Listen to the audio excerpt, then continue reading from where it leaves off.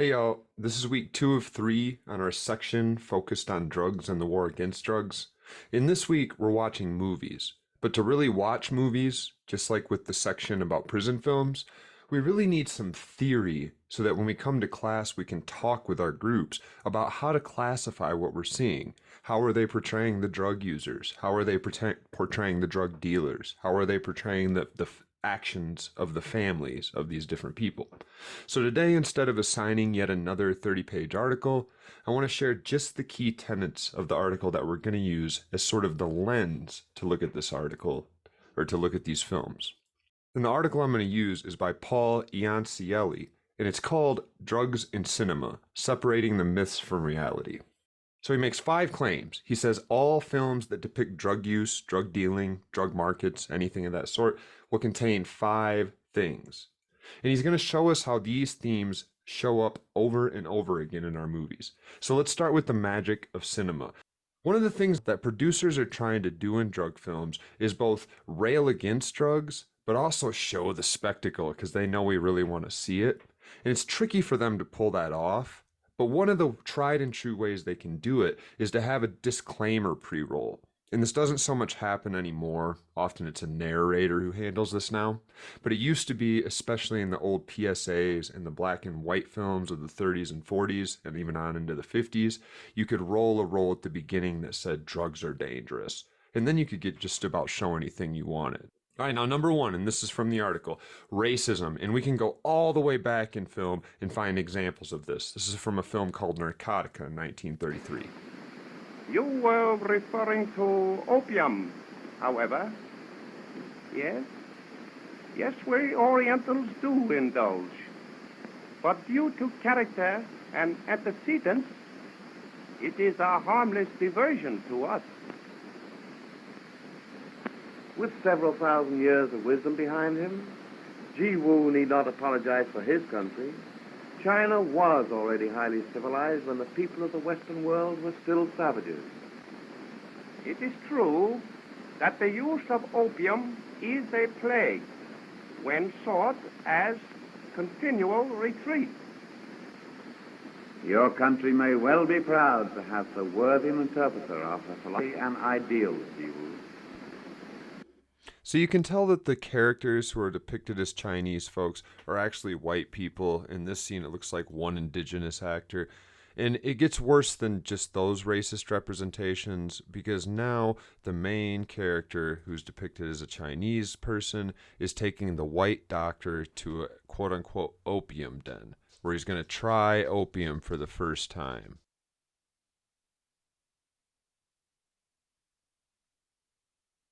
Eventually he smokes it and we get this scene where he kind of fades out. This is the very next day, and here's the trope, the stereotype of what drug addiction is in movies, how drugs are so addictive that if you use them once you'll become addicted. On the very next day, the poor doctor sees a bill and he can't think of anything else, so he goes and gets more opium and he's smoking again. And in short order, he's stealing medication that he's researched in his books for medicine to figure out that'll get him high, and he's sticking it in his container to sneak it out, and we get this evil venomous look from him. He's such an evil villain now, right? This is what drug addiction is like, and it's depicted as always coming from Chinese people. They are the threat. They've put this threat into our society. Now, from the moment that these films arrived, we found that they were a way for regular folks, consumers of our media, to make sense of their world. And in the late 1800s, a large wave of Chinese immigrants came to the West Coast, driven largely by the work that was there. It was cheap, hard labor, a lot of times mining gold in the San Francisco gold rush, and then later in Reno, mining silver. And when these jobs dried up, as you can imagine, a lot of United States residents and the employers that had before been hiring this cheap labor got really nervous that they were going to have to take care of these people who were unemployed. They had different customs than us. And so what U.S. citizens did is find sort of a scapegoat, this different cultural norm that people from China had of smoking their opium as opposed to us eating it. So the U.S. has always had a thing for consuming tinctures, taking lots of pills, but we seldom smoked our drugs until more recently in cultural history. So the first original drug laws in the United States were aimed at shutting down opium dens, largely on the West Coast. Now, we're talking about media today and how that messages of racism and xenophobia have been and continue to be woven into these films all the way back from the beginning. This is a clip of one of the first moving films ever made by Thomas Edison in 1894 called The Chinese Opium Den. And in it, you see a police officer trying to arrest a Chinese person who's playing all sorts of tricks and assaulting him and hitting him in the head and getting away with it. He's really a threat to the social order. This is racism. Now, of course, it didn't stop there. Most white folks know about Fu Manchu, at least by name, but we often don't know that it's this really racist, stereotypical character that was a criminal mastermind, an assassin, and he smoked opium in the original books in the 1920s. And then, of course, the characters reappeared over and over in films, always as this master evil-minded bad guy. Now, of course, cocaine had the same effect in the South because, as you can imagine, there were more black folks in the South that were filling the same sorts of occupational roles as Chinese immigrants were in the West. The cheap jobs, the ones that other people didn't want to work. So according to Iannicelli, cocaine became associated with black folks in the South for two unique reasons. It was kind of prevalent among Southern contract workers who used it to keep themselves going while at work. And number two, that the reported external effects of cocaine, what the medical journals were saying about it, included unpredictable and aggressive behavior, and these ideas played into the stereotypes that white folks already had about black folks. Now, the same thing happened further south and west in Texas and New Mexico largely, with cannabis and Mexicans who had come north to work in the same sorts of jobs and brought with them the cultural habit of smoking marijuana, where again, Americans often consumed ours orally. We had cannabis tincture in a lot of our cabinets, but we didn't realize this was the same drug. So these stereotypes that we already held sort of spilled over into our drug law. And as Mikhail Foucault told us last week in Toby Seddon's article that we read in class, politics is the continuation of war by other means. So you can see this long line that runs through history. So number two, the trope of the country versus the city. This is from a film from 1935 called Cocaine Fiends. Say, how about a little of that fried chicken you advertised? It'll take about 20 minutes. Oh, that's all right. It's cool and dark and romantic in here. I think I'll enjoy the wait. Well, just take any booth you like. Thanks. No. I feel swell now. And you'll go with me next Thursday night when we get to town? We'll get married as soon as we get to town. Yes. Yes, Nick, I'll go with you. If you really want me. Oh, of course I want you, honey.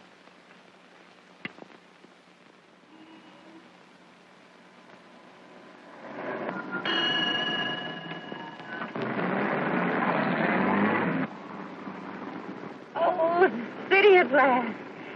Oh, Nick, I'm so thrilled. Yeah, honey, you're going to get plenty of thrills out of this town. He promised to marry me. Marry? That's well laugh. They don't marry girls in this racket. And you be thankful Nick likes you well enough to want you to be his own. Otherwise... Oh, I want to get out of here. I want to go home. You won't get out of here till they're ready to let you. And then you won't want to go home. His diapers. Oh, I'm a wreck.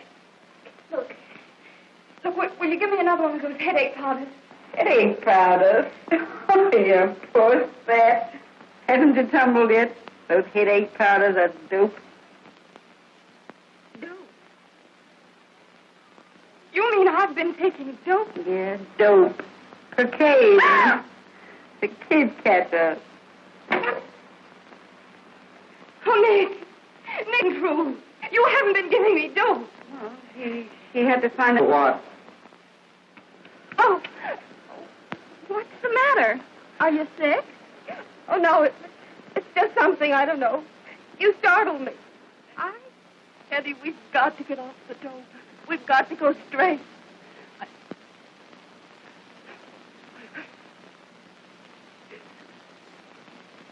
I smelled gas in the hall, so I opened the door and come in. The place was fairly blue. And there she lay, just as she is now. And so I sent for you and a doctor. She won't need a doctor.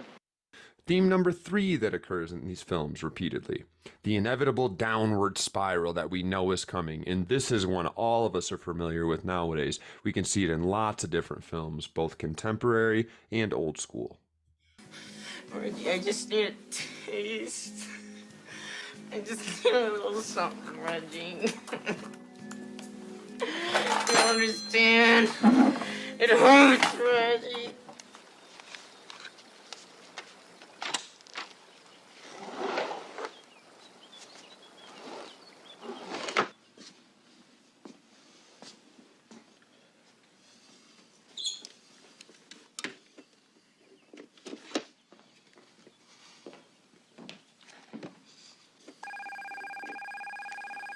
Put it down. All that nonsense and just say no.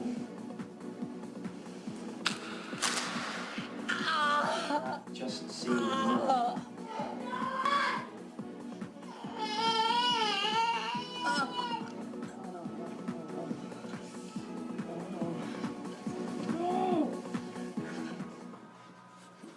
Jesus, what? I haven't touched her.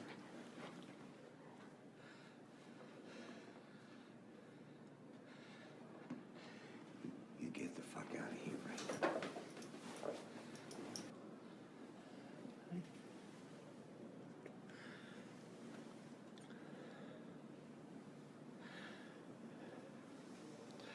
Hi, Daddy.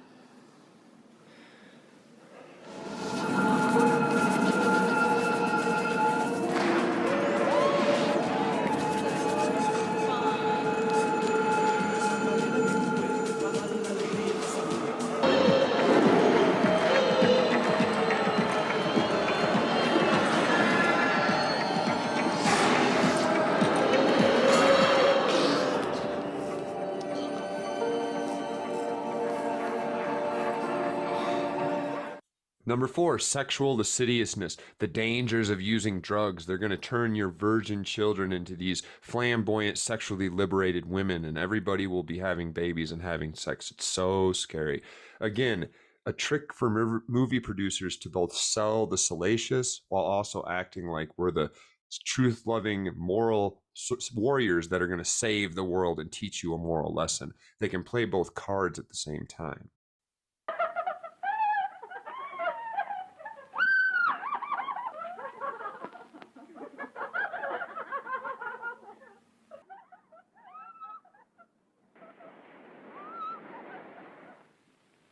Where's Joanne? Joanne, why, I haven't seen her. Why, the last I saw of her, she was going to swim out a ways. Joanne! Joanne!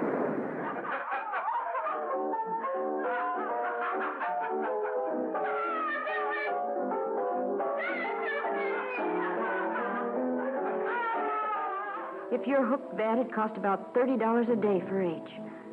Boys get the money by stealing or swiping car parts, maybe by holdups. Girls take up street walking or do what I did, become peddlers themselves. When Chuck went to jail, I used his contacts and peddled dope myself. Sure, I knew it was wrong, but when you're hooked, you can't help yourself. And reckless youth. This idea of these kids are so dumb they're going to ruin themselves in the world. That's why they're using drugs. This theme recurs in film. Now, Scarface is a film that many of us are probably familiar with from the late 70s, but it was actually a remake. And it's interesting to watch some clips from the original and note the differences culturally that had happened that caused some updates in the script. Hello, Guarino. Come on. What's your hurry? I'm getting a massage, too. Yeah, little boy. Easy dough, eh, for just standing outside and listening to a gun go off. Cinch, when are we going to get some more? We get plenty. This business is just waiting for some guy to come and run it right. And I got ideas. Where are you buying your beer from? Me and Bertini. How many barrels a day? 3. He's lying, Tony. He's been taking 5. Chisel it. Well, you're getting 8 now, saying you're buying from us, Johnny Lowe.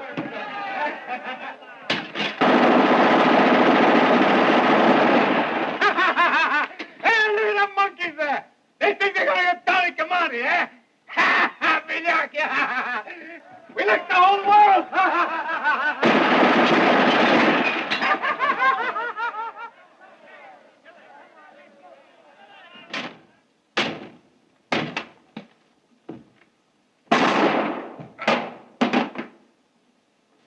No, don't shoot.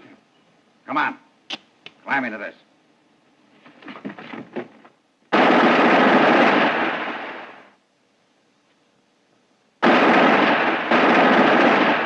So as these films became more and more popular and more gritty, like we saw the clips of the detox scenes with Leonardo DiCaprio and Robert Downey Jr., the number of American people who actually thought drugs were the biggest problem in the country, including the president and the politicians in charge, went through the roof. And this is why our drug war picked up so much steam through that time. And again, we're going to come back to this theme in the class, just like was again the end of this article and many that we've read, that the problem isn't the drugs, and it's not the addicted people who are using the drugs or the dealers who are selling them. It's the underlying system that, among other things, refuses to regulate these drugs in a way that would save lives, and refuses to look in the mirror on a number of issues that drive people to the very drugs that we claim to be against.